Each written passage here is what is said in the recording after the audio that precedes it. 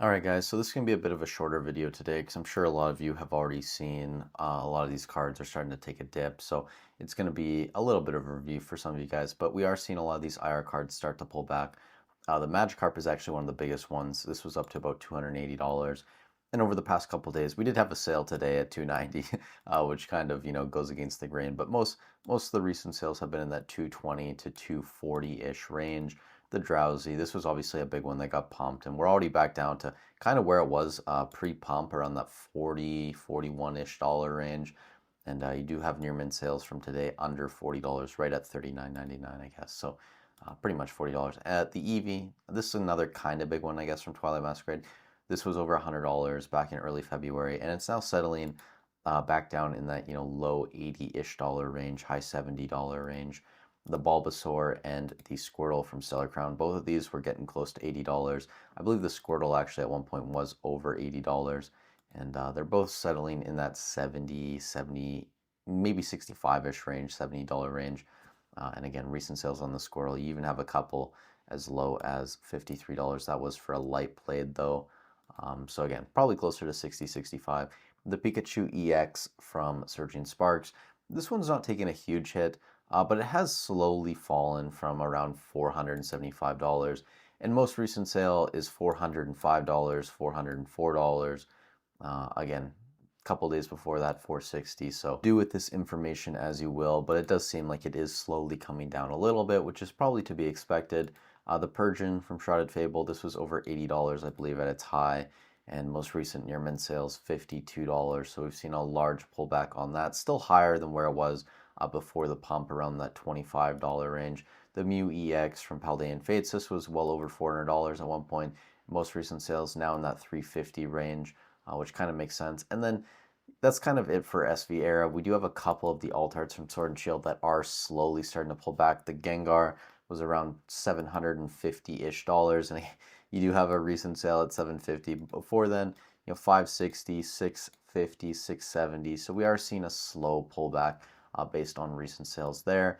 Giratina, same sort of thing. It was over $700, and most recent sales $600. A light plate $575, near mint $605. So again, a little bit of pullback there. And then finally, the Lugia V, which was over $300 and is now, still fairly close to that $300 price point, but does seem like it is a little bit closer to that $290, $295 compared to like $320, where you did have high sales a couple weeks ago in that range. Not all cards are going down though. You actually still have a couple cards being pumped, which again are probably targeted buyouts. The Mimikyu V from Brilliant Stars, the Trainer Gallery card, not even the VMAX. This is the third most expensive card in Brilliant Stars currently. I doubt this lasts. I imagine it will eventually go back down, similar to what happened with like the Drowsy and other cards like that. But for now, this is the third most expensive card in Brilliant Stars according to TCG Player. But not everything is bad, doom and gloom. And guys, just remember, this is my perspective, right, as someone who mainly invests in sealed. If you were invested into IR cards and alternate arts and SIRs over the past few months, you've probably done really well and probably better than your sealed investments. And there is a ton of money to be made. For example, just imagine if you bought the Mew right at $90, $100 back in the summer, even October, right, in that range. But for me, I just prefer to go the safer route, buy into sealed product. I'm happy with, buying more Crown Zenith. Again, this is just continuing to slowly move up. I didn't really know if it was going to go much higher than $100. I thought eventually at some point we're going to see kind of a little bit of a stagnation, similar to what we saw with a lot of the Sword and Shield booster boxes, but this is continuing to go, actually getting close to $130 in ETB on TCG Player. You do have some lower sales, but I think we're just going to cross that mark eventually, within probably the next month or two if demand stays high, right? It's one of the most ripped sets probably, not just from the Sword and Shield era, but also the SV era on a lot of people's streams.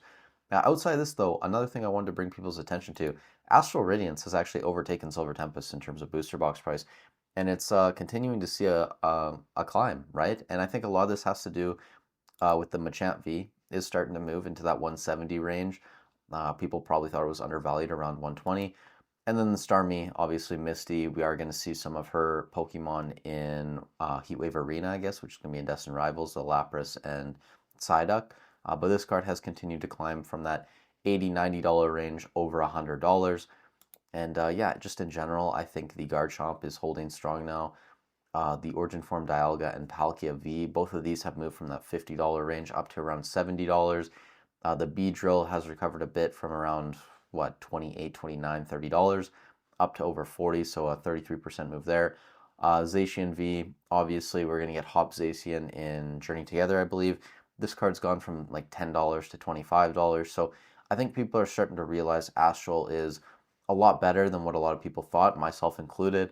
Again, I thought a lot of these were good depth cards, but the fact that we now have 2 cards over $100 in Astral Radiance, and then another 3 basically in that 70 to 80 range, like it's a pretty legit set at this point. But that's all I really got for you guys today. Again, I'm someone who just prefers to buy sealed investments and sit on them longer term. Go the safer route, the less volatile route. For me, that's fine. You guys, if you want to invest huge into alt arts, SIRs, illustration rare cards, and you do great with that, that's awesome. Again, do you, right? There's always going to be a different path for everyone in life, and that's kind of the beauty of what we do here. And yeah, I mean, it is what it is. No hate to anyone who does things differently than me. I'm just saying, I'm glad I don't invest into cards like this. I know that I probably wouldn't do as well as a lot of you guys out there. And again, I'm just happy with my sealed investments. So with that said, thank you guys so much for watching the video. Stay safe wherever you are in the world, and I'll catch you in the next one.